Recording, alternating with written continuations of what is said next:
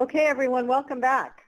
Our next session this afternoon is from Jennifer Flagg, who is co-principal investigator at the Center on Knowledge Translation for Technology Transfer, KT for TT, at the University at Buffalo. She will address KT for Technology Transfer, tips and tools for communicating with key stakeholders. Jennifer, are you ready to begin? I am. Thank you, Joanne. Thank Great, you. and thank you to KTDRR and AIR for this great opportunity to share some information on KT and Tech Transfer, TT, with the audience here today. So first, just a quick outline of what we'll be talking about today. After a short introduction, I'll talk a bit about key stakeholders who are involved in development and transfer. So this provides the context for the remainder of the discussion by answering the question, with whom are we trying to communicate? Next, we'll talk about two overarching frameworks that can be used to structure our development and transfer projects, and we'll talk about how those frameworks relate to communicating with key stakeholders. We'll touch on barriers to development and transfer and discuss a few resources that can help you to overcome those barriers. We'll touch on milestones and metrics for development and transfer projects, and then talk about how those relate to the previous material. Finally, I'll wrap it up with a brief summary of takeaways, and we should have a little time for Q&A, but I will also be on the discussion session following this presentation. All right, so a little about me. I am a co-PI with the Center on Knowledge Translation for Technology Transfer at the University at Buffalo. My background is in business and marketing. I've been in tech transfer for assistive technology, rehab, and medical devices for about 17 years. You can learn more about our organization on our website, www.kt4tt.buffalo.edu.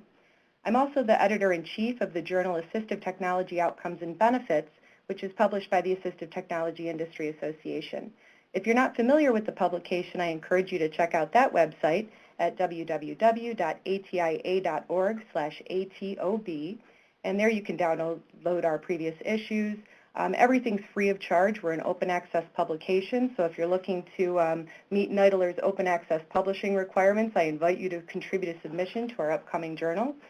You can also sign up for the mailing list, and that'll notify you of publications and upcoming calls for papers there. So about the Center on KT for TT is entering its 5th year of its second 5-year funding cycle. Prior to that, our team operated as the Rehab Engineering Research Center on Technology Transfer. As the T2RERC, we conducted numerous development projects, commercializing around 50 devices during the center's lifetime. So now, as we moved over to the role of the KT for TT, we focus more on developing models, metrics, and methods and tools for development and transfer, with a goal of sharing them with others to improve their development and transfer outcomes. So you'll notice many of the presentations in this conference are geared towards research projects and research outputs, and I'm here to bring in the technology component. This presentation is particularly geared towards NIDLR investigators who are engaged in development projects, but you'll find that the material is universally applicable to all inventors, whether you're in a university-based setting, you're a small business, or maybe even a community-based organization. The point is that if you're generating a technological innovation that you intend to be used by others, this material is for you. So what is the purpose of this talk? Well, NIDLR's mission is to generate new knowledge and to promote its effective use to improve the abilities of individuals with disabilities to perform activities of their choice in the community and to expand society's capacity to provide full opportunities and accommodations for its citizens with disabilities. So what does the term new knowledge mean? Well, in a paper published in the journal Implementation Science by the PI of my center, Joe Lane and I, we characterized new knowledge as being embodied in 3 different states, akin to the 3 states of matter, gas, liquid, and solid. So in this view, knowledge can refer to conceptual discoveries that are generated through the application of research methods. Next, it can mean prototype inventions generated through development methods. And finally, it can refer to innovations generated through production methods. So here we're talking about the transition of knowledge from the invention state to the innovation state. And in this case, tech transfer is the process that moves the invention from a lab or a university out into the marketplace where it can actually be obtained and used by consumers. But we do have to keep in mind that tech transfer involves more than just the exchange of intellectual property. And in fact, there are best practices that we can take from industry methodologies and apply throughout the research, development, and production processes to maximize the chances of introducing a successful product to the marketplace.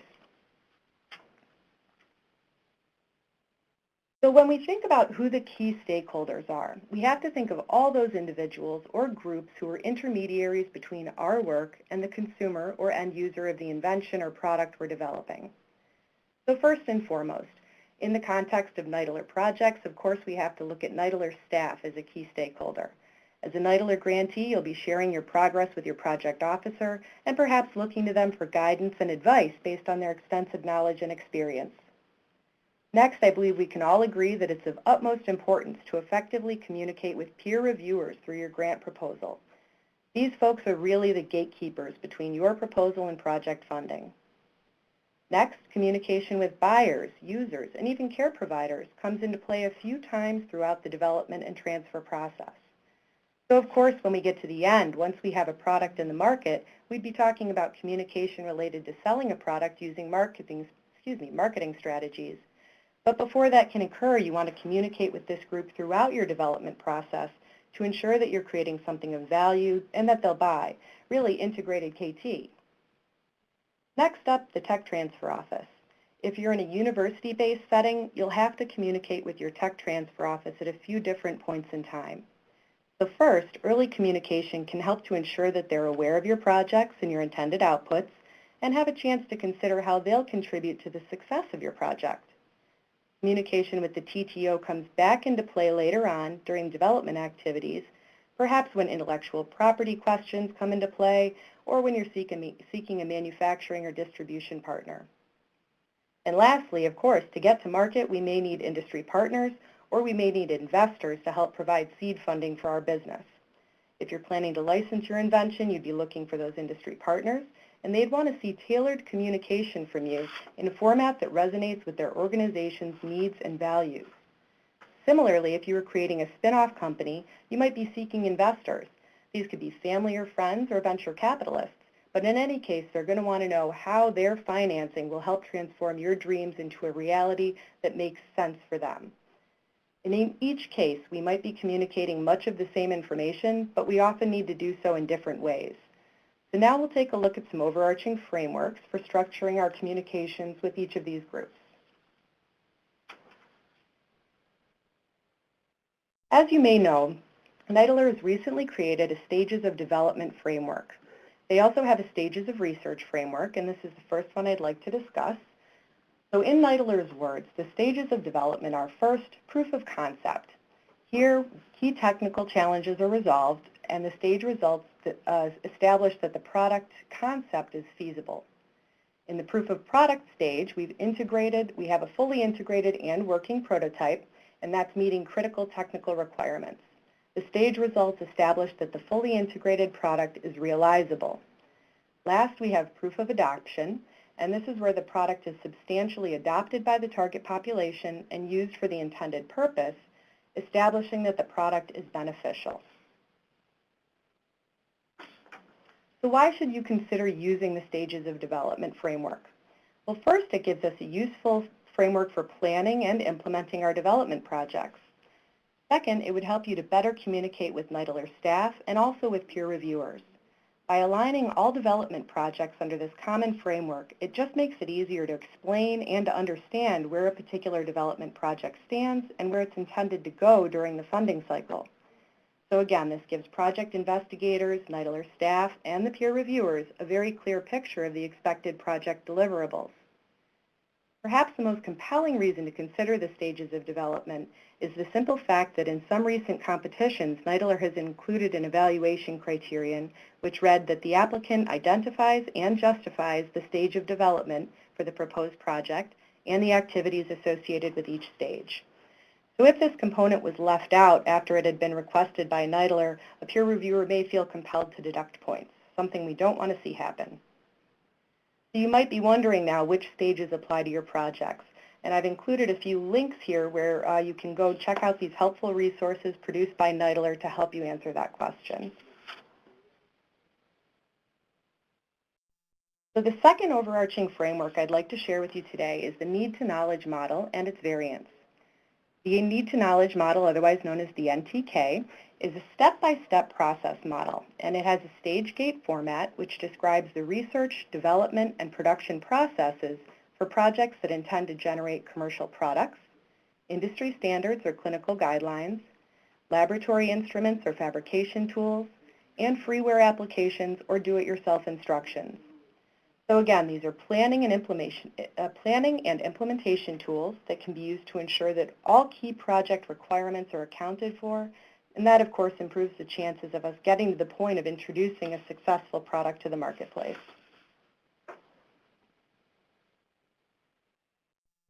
So here we have a little more detail about the NTK models in general. All of the variant models were constructed by piecing together best practices in development and transfer as defined by industry standards. So for example, the commercial devices model is based on information contained in a series of handbooks and toolbooks produced by the internationally known authority in product development, the Product Development and Management Association, PDMA. We use the information in those resources to start detailing the stages and steps that have proven successful in developing new products. And similar processes were followed for the creation of each variant model, including the use of literature reviews, discussion with subject matter experts, and reviews by potential users. Each of the models follows a stage gate design with step-by-step details, and the stages and steps describe the critical activities needed to generate viable inventions and innovations, while the gates offer opportunities to step back from the work, evaluate changing internal and external conditions, and then use that information to make a logical decision to either proceed as planned, pivot, or halt a project entirely. Each model contains icons, and these lead to tools, supporting evidence drawn from the literature reviews, and case examples of each stage in practice. All of the variants begin with the same front-end activities. We found these are universally applicable to all projects, though they do diverge after stage 3. The model also includes opportunities for using knowledge translation techniques to share information with other stakeholders. So in the commercial devices model, these can be found at the end of stages 3, 6, and 7, where you may wish to share information about a discovery, invention, or innovation with other stakeholders. In the model, you'll look for a link to KT tables, and these list 6 stakeholder groups who are often involved in development and transfer. They include researchers, consumers, clinicians or practitioners, manufacturers, brokers, which are often the TTOs, the tech transfer offices, and policymakers. These KT tables describe what to share with each knowledge user group, how to reach that group, and anticipated KT outcomes. We've also included a variation on Ian Graham's knowledge to action model, which considers how the outputs generated through the NTK model stages and steps can be used in your KT efforts. So now that we've discussed an overview of the NTK models in general, I'd like to dive a little deeper into the commercial devices variant of the NTK. So as you'll see here, the model begins with problem-solution definition. So this is where early scoping takes place. We're talking to various stakeholders, we're determining the inventor's role in the project, how the solution would be moved from the inventor to the marketplace. And before we're proceeding to stage 2, we'd want to be mindful of gate 1, where we might ask, is the proposed problem and solution set novel? Is it feasible to implement? Will the output be useful to the target audience? And is there a clear path from the project output to the beneficiary stakeholders? So assuming positive responses are given to these questions, then we move on to stage 2, scoping.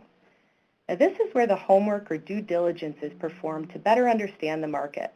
How many people might need or buy my product? And also to understand the business potential. So can the product be manufactured at a cost that the consumer will bear?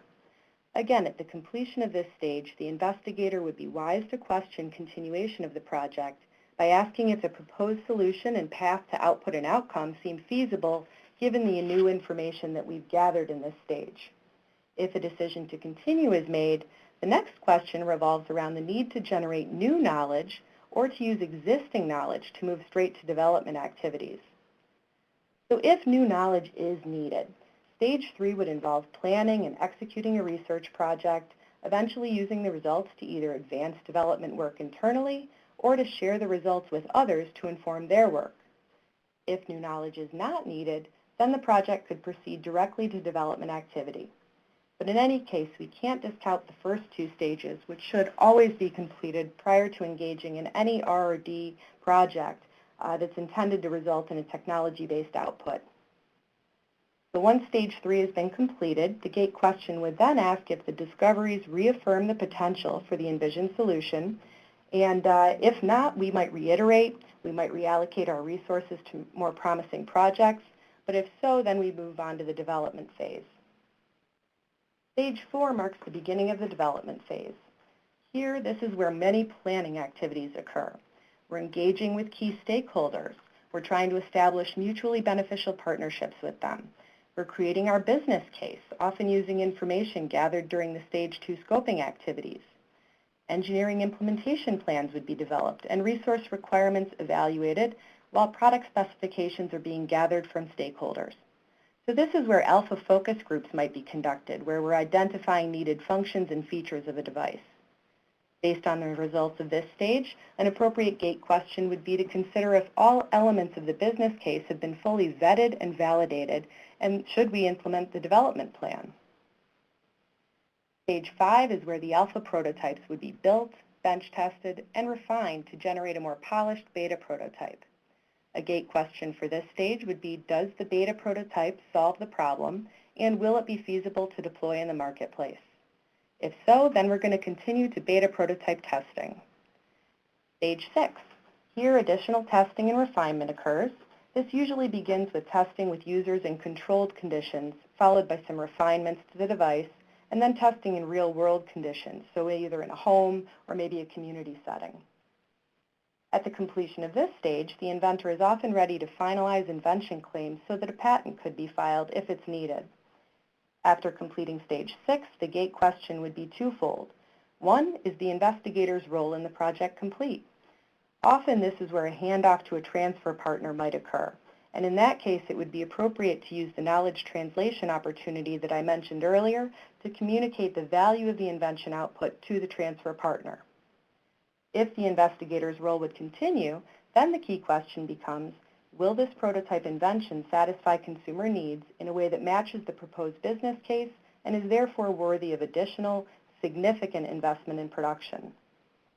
Assuming again that this question is answered with a yes, the final phase in the NPK and the final phase, is the production phase, which begins with stage 7, production planning. So here, materials and manufacturing processes are identified and coordinated, distribution logistics would be considered, and marketing and sales plans would be finalized. This stage may end with a test market or a trial sell of a product, which then allows the company to refine and ramp up their back-end processes smoothly. At the end of this stage, the gate activity would review the deployment plans to determine if the financial projections and logistical plans support continuation. If all considerations from stage 7 look promising, then the product is ready for a full-scale launch in stage 8. So here we're initiating our rollout plan, we're monitoring things once the product's in the market, we're providing product support and offering troubleshooting. Stage 8 then has a gate offering an opportunity for reflection on the product's performance to determine if production should continue. Finally, stage 9 post-launch review involves the continuation of production, monitoring, and support, and also offers an opportunity to review performance against initial expectations. So that might involve determining if sales goals have been met, if customer feedback indicates that additional problems remain, or if customers are using or abandoning a product. We can use sales data, surveys, and online reviews to gain a complete picture of the product's performance. But going further, outcomes can also be evaluated by conducting efficacy studies that explore deeper measures of satisfaction and quality of life improvements which could be attributed to the product.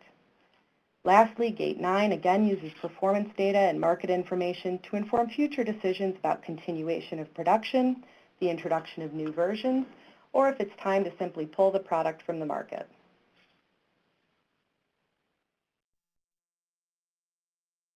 So how do the need-to-knowledge model and the stages of development align? Well, unfortunately, it's not a clean one-to-one match, but I do have a few suggestions on how we can consider what activities, so what NTK stages and steps, best align with the stages of development and their anticipated outputs. So here's one way to match them up. The proof of concept stage is looking for an investigator to demonstrate that the product concept is feasible. So all of the work that we just talked about in stages 1 through 5, from the early scoping through the generation of an alpha prototype, could be aligned with this stage of development. Similarly, how do we know if a product is realizable? Well, in the context of the need-to-knowledge model, that can involve prototype development and testing, which would then prove that the concept can be reduced to practice, as well as production planning, which would move beyond technical feasibility to demonstrate that the product could indeed be manufactured, hopefully at a cost that the market will bear. Finally, how do we determine that a product is beneficial? And this could involve obtaining consumer feedback and possibly, again, conducting a formal efficacy study like the one we just talked about in stage 9 of the NTK. So again, these are just suggestions to get you thinking about the type of work that might be involved in ensuring that your proposed development project activities would be realistic and logical in the eyes of a grant proposal peer reviewer, and of course of maximum benefit to the stakeholders we're trying to serve. So the key takeaways for this part of the talk are just in thinking about these frameworks, we might consider that both we can use them to structure and to plan our development projects. We can use them for identifying appropriate milestones. So again, for example, which NTK stages best align with the stage of development you're proposing. For establishing performance metrics. So again, we could benchmark progress against the NTK steps, asking have we completed these steps in a timely manner. And also for communicating with key stakeholders, which in this case might be the project team, peer reviewers, NIDLR staff, and industry partners or investors. Now that we've talked a little about these high-level frameworks, let's say you've won an award. Now you're looking at implementing your development projects and then eventually successfully communicating those outputs to other stakeholders. So here's where we get into some of the nitty-gritty details of TT and specifically look at barriers to outreach. So first we have insufficient allocation of resources. This often occurs at the proposal stage where projects simply do not budget enough time, money, or manpower to complete the development effort. Without that support in place, we can't even generate our planned outputs, let alone share them with others. Lack of preliminary assessment. Again, an early stage error that could result in reinventing something that's currently or had previously been on the market. In a worst case scenario, the plans may even involve reinventing something that the investigator doesn't realize is already patented, which could lead to potential problems with patent infringement down the line. Failure to build the business case. Another early stage omission that could cost a project. Much like the $30,000 iBot, if no one can afford to buy your amazing solution to a problem, it will fail. And similarly, if you can't demonstrate to a potential partner, licensee, or even customer why they should invest in your product, again, it's likely to fail. Lack of intellectual property protection. Now this is an interesting barrier which isn't always present, particularly in niche market industries, as many of the AT market segments are. We're talking about relatively small groups of consumers, maybe in the range of tens to hundreds of thousands of potential users or buyers. So when you contrast this to mass market products that may appeal to hundreds of millions, it's easy to see why expensive intellectual property protection is not always the best route for an AT company. Nonetheless, lacking IP protection can cause a potential licensee to question the value of pursuing a partnership when the idea may simply be copied by others. And lastly, we have inadequate shopping of a technology. So in this case, we're talking about a barrier very specific to communication. Without the right tools for outreach and without proper approach, it could be very difficult to gain buy-in from a potential partner. And often this activity may be left to a university's tech transfer office who has multiple projects to handle, many of which may be likely to produce larger returns for the university. So what do we do about these potential barriers? Well, first, when we think about insufficient allocation of resources, the problem may have been a lack of understanding regarding the necessary process for developing and transferring a device. The best place to attack this one is right at the proposal development stage. Here we have a blank slate where we can allocate an appropriate amount of time and money to both development and transfer processes. And I'd recommend reviewing the need-to-knowledge models as you're beginning to flesh out your plans so that you can be sure to account for all critical steps. Next, overcoming barriers that could arise downstream by performing preliminary assessments early and often. The Tech Transfer Planning Template and Industry Profiles are a few tools of ours I'll talk about in just a couple slides. And these tools can help you to realistically gauge the size of the market, consider the needs and limitations of potential buyers of your device, and explore existing or potential competitors. Both of these resources offer many links to market research data sources, product listings, and methods for structuring an analysis of the market and competition. And you'll notice that I said that this activity should be done early and often. What I mean is that, of course, yes, explore the market prior to initiating a project, but you should also revisit your assumptions during the development and transfer processes. Markets change, legislation changes, and that could drive or kill product purchases. And of course, competition is always a moving target. So you'll have to maintain a keen awareness of these shifts as your project timeline marches on. Failure to build a business case is an obstacle that can be overcome using resources such as our primary market research training module, the Tech Transfer Planning Template, and the industry profiles. Again, this is an example of a downstream barrier arising as the result of a failure to complete some early stage activity. So preparing the business case using the results of your scoping assessments would then prepare you to talk with potential partners and your tech transfer office about the value of your expected project output. And in fact, going back to a point made earlier by Chris McBride, the business case helps us to speak the same language as the folks who are dealing with an industry. Next, barriers related to intellectual property. Again, these should be considered early on. And the best first step if you're in a university would be to talk to your tech transfer office about options for protecting your intellectual property. It would also help to familiarize yourself with the protection options that are common to the industry segment you're working in. So would it be design patents or perhaps copyrights that you're looking at? In the case of software, it may be a copyright. In any case, NIDLR's stages of development can offer a useful framework for communications with your tech transfer office. In this case, I think showing them what you're promising in your proposal, discussing NIDLR's expectations based on that proposed stage of development would all be helpful to get you on a common footing. The NTK and the TTPT also link to resources that can help you consider how and when intellectual property should be discussed and protected.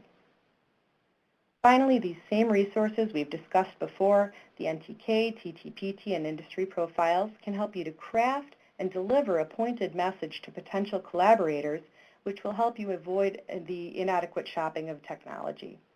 With the right tools, such as a business case and a value proposition, which may be part of a commercialization package, you'll find it's much easier to get the attention of potential partners and to communicate your message. All right, so now I've shared a bit about the barriers and potential carriers, so let's talk about these resources I've mentioned. First, I am very pleased to announce that we've just completed development of our Technology Transfer Planning Template, the TTPT. And you're actually the first group to hear that it can now be accessed on the KT4TT website at www.kt4tt.buffalo.edu. You'd click on the Research Development Projects tab on the left-hand side, then the sub-tab for Development Projects, and there you'll find the link to the TTPT. This template was actually the result of my attendance at Melanie Barwick's course for the KT Professional Certificate. We were challenged in that course to develop a KT plan for some project we were working on using her KT template. And so that spurred the idea that, geez, we need a similar template for technology transfer outputs. So what is the TTPT? Well, it's an online planning tool for describing development projects. It asks simple questions. So for example, what technical objectives are you planning to accomplish? What is your expected path to market? And who will use your product? And then it provides resources to help you answer those questions. So when it asks you about the size of the market, it's providing links to our industry profiles, as well as to various disability statistics websites. Or when you're prompted to describe the competition, links are provided to sample competing products charts, which can then be used to document your findings, as well as resources for locating the competition, such as links to the U.S. Patent and Trademark Office and various assistive technology product listings. So in the template, once you've responded to its questions, various output reports become available. And right now, these include a commercialization plan, a technology transfer plan, and a summary report, although we do have plans in the future to include a flow chart as well as a timeline. So here we have a few more details about the resources embedded in the template. In terms of external resources, again, links to disability statistics sites, the USPTO, Patent and Trademark Office, and databases that contain information on companies. I've mentioned that the industry profiles a couple times during this webcast here, and these documents cover a great deal of information on a specific assistive technology industry segment. So they're a great resource if you're trying to document the state of the practice or learn more about where the gaps exist in the industry. The IP, the Industry Profile on Cognition, is our most recent edition, and this includes 3 sections. The first is called Insights from Industry, which reveals the results of interviews with 3 companies who serve people with cognitive impairments. And the CEOs of those companies shared their feelings on working with outside inventors. So, for example, when and how to contact them, what you should have in hand when you make that first phone call, and where they feel additional development efforts are needed. The second piece of that industry profile is demographic data sources, which links to various national surveys, data repositories, websites, and other resources containing information on the demographics of that segment. And lastly, the company directory allows you to browse through a listing of companies who manufacture and resell products for people with cognitive impairments. This part of the guide would be particularly helpful for locating suitable partners.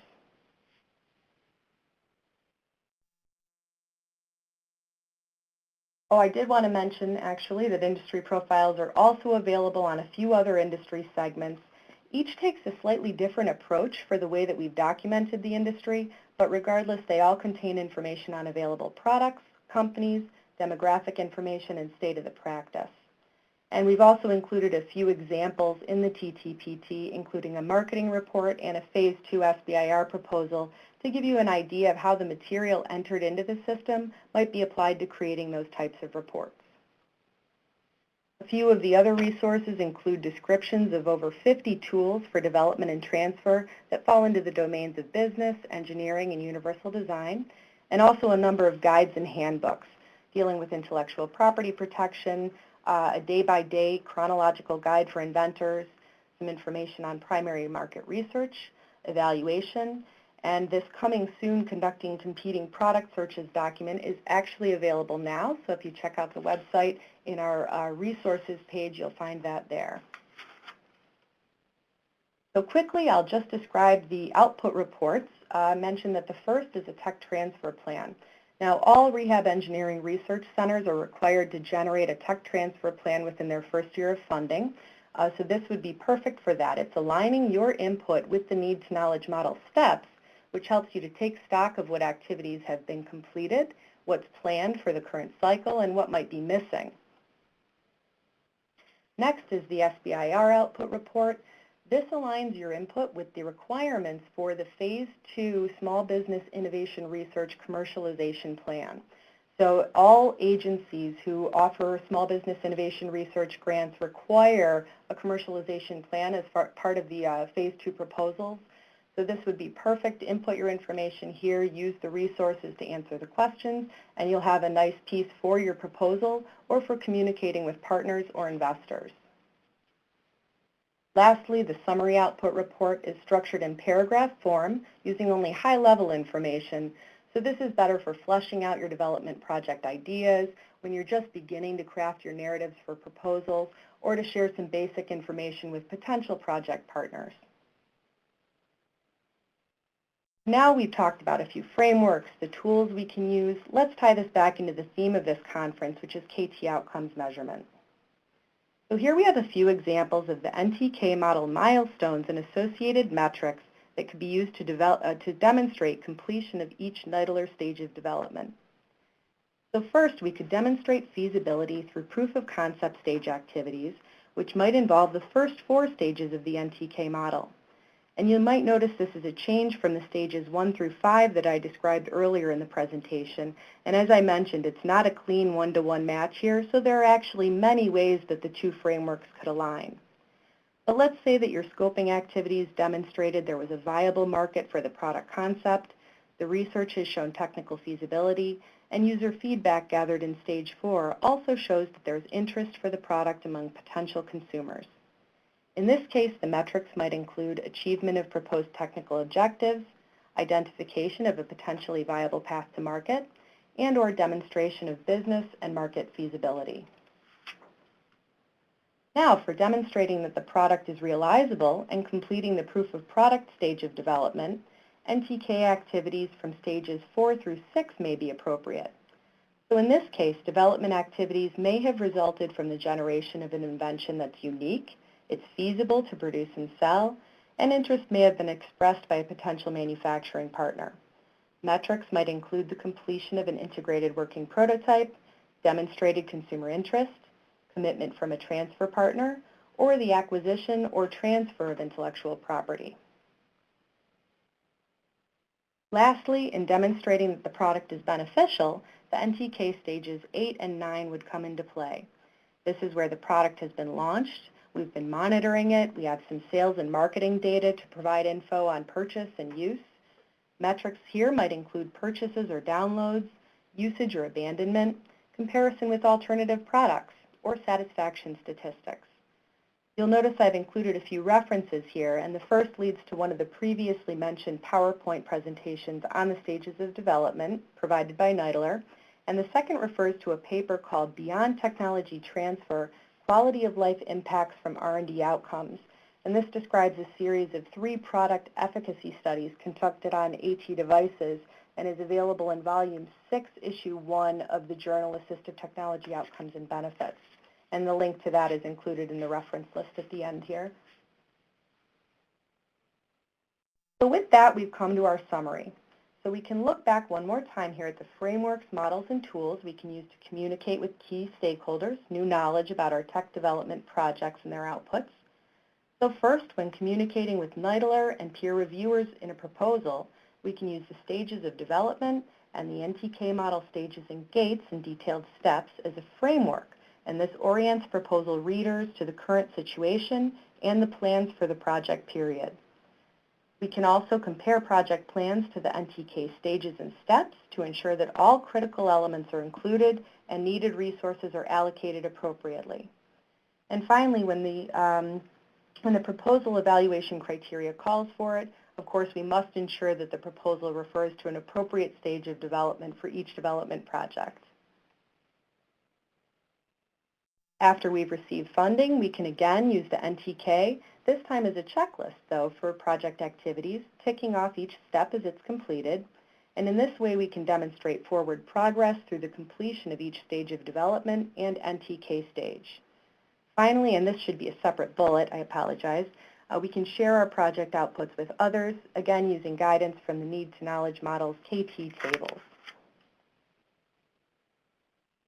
When communicating with potential buyers and users or prescribers of a device, we can use the Need to Knowledge model to identify opportunities to obtain user input, and that happens throughout the planning and development processes. The information we gather can then be very helpful for ensuring that the solution will meet consumer needs. Again, an integrated knowledge translation approach here, for identifying the functions and features we should include in a device, and of course for developing that business case that helps us to communicate with project partners, investors, and potential licensing partners. When communicating with the Tech Transfer Office, we can use the Need to Knowledge model steps to identify gaps in expertise that the TTO may be able to fill. We can also share results from the NTK Stage 2 scoping activities and the Stage 4 business case to orient our Tech Transfer Office in regards to the invention's market and the competition. Again, we have to keep in mind that Tech Transfer Offices may not be familiar with our area of exploration, so then it becomes our job to help educate them. And finally, when communicating with industry partners or investors, we can use the Need to Knowledge model to demonstrate where an invention lies in the process and where additional support is needed. And we can also use the TTPT output reports to communicate those important details about our project plans and the anticipated invention or innovation output. So with that, I have a few resources for you here. The first is a guide to evaluation in the context of new product development. This resource offers methods, case studies, evaluation instruments, and related resources. The next link is to the main page for our need to knowledge models, which include the KT tables. This will take you to the main page where you can get to all 4 of the variant models I described. The third up is our link to our technology transfer planning template. Please feel free to go in and use it. Like I say, this is sort of our soft launch today. We're just sharing the word now and looking for some user feedback so we can make our own refinements before we go on with a full-scale launch. Link to the industry profiles, again on cognition, vision, education, technology, and wheeled mobility. Primary market research training module. This is specifically on focus groups and surveys and offers some information on methodologies and tools if you're planning on conducting those. And last is the chronological guide for inventors I mentioned, which is a step-by-step how-to guide for new inventors.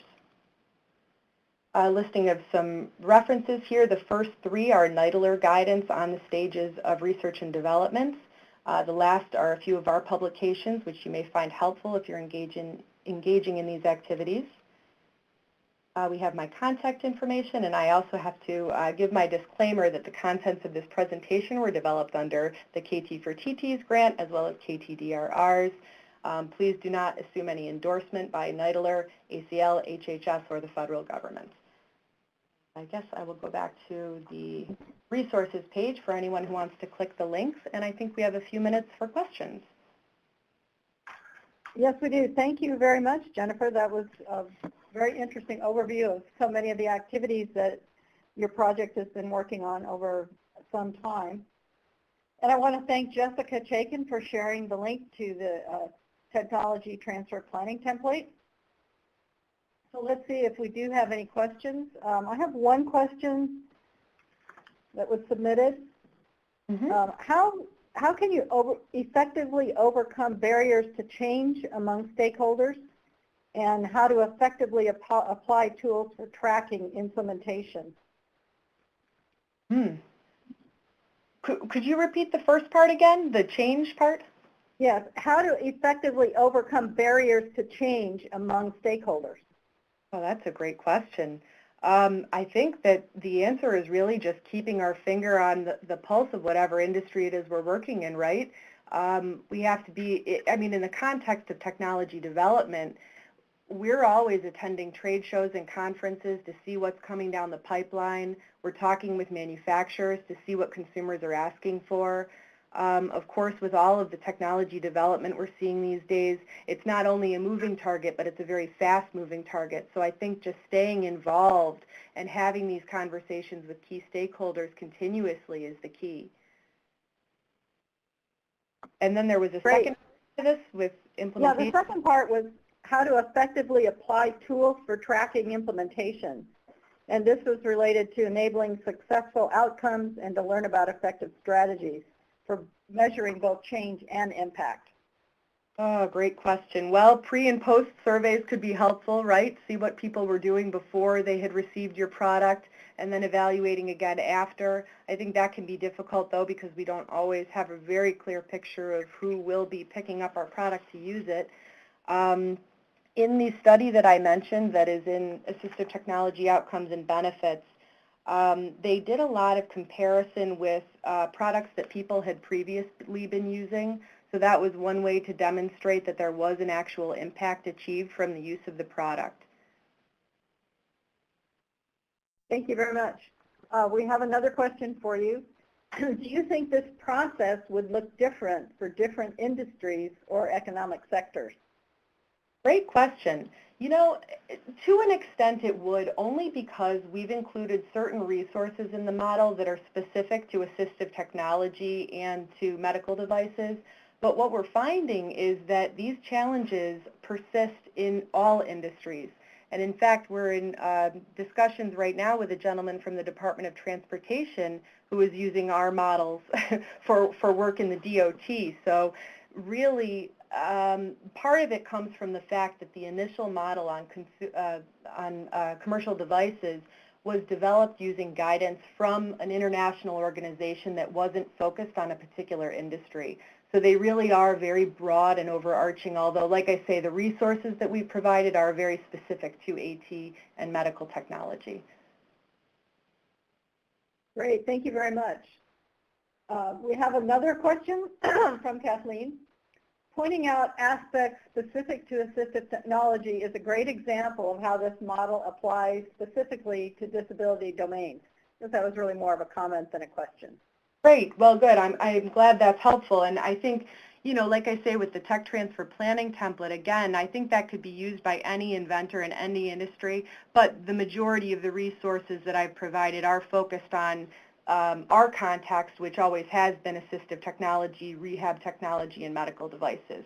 So again, those industry profiles are very focused on disability, but we are providing some links to, for example, the company databases. Those cover all companies in the U.S.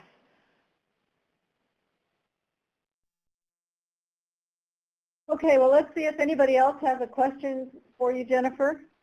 We'll wait just a second. We are a couple minutes ahead, but we can wait and see if we get another question. If not, we can go ahead and get ready for our interactive discussion. So let's see if anybody else does have a question that they'd like to ask you.